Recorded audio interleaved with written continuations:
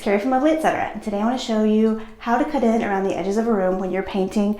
When you can cut in without having to use painter's tape, it goes much faster, and honestly, usually you have better results in the end. So I'm going to show you some simple tips. We're going to keep this quick. It's really not complicated, and once you get the hang of it, it's going to make every painting job you do so much quicker and easier. Okay, so first, really quick, let's talk paintbrushes. You want to use a good angled paintbrush. That just means that the bristles are angled instead of straight across. I like to use Purdy paintbrushes. Today I am using this Zibra paintbrush. I really like this little stubby handle. It makes it really easy to control.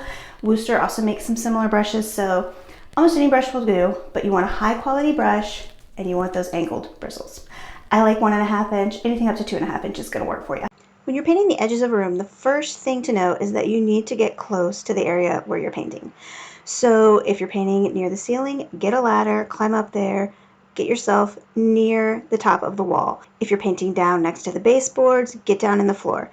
Getting close to the area you're painting is going to help you control your paintbrush better, and it's also going to allow you just to see what you're doing a lot better.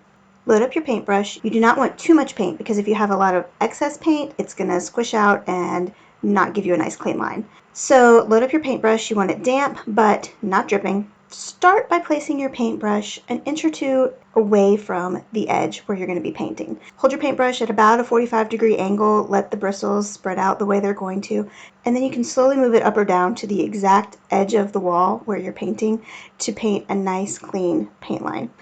Keep your hands steady, don't push down too hard, and just lightly draw the brush across to make a nice clean line. Once you've made your line right up at the edge, you can use your paintbrush to paint a couple inches down along the wall, just so that when you come back and fill in with a roller, you don't have to get your roller so close to the edge and then accidentally paint the ceiling or the trim or whatever it is you just spent a lot of time not painting. It works best to paint one wall of the room at a time, so cut in around the edges of one wall and then come back and fill in with a roller. That way the paint that you've painted when you are cutting in doesn't completely dry before you fill in with the roller, and it just blends together better and gives you a nice even paint finish. Don't panic if you do make a mistake. Most of the time, if you immediately get a damp paper towel or cloth, you can wipe away any paint that got where you didn't want it to be. A lot of the time when you're painting, you will need to paint 2 coats of paint, but when you are cutting in, you don't usually need to cut in twice. If you need a second coat of paint to get good coverage, you don't have to go all the way to that very line. And that's it. When the room is done, there's no painter's tape to clean up. You are finished and you can just step back and appreciate your beautiful paint job.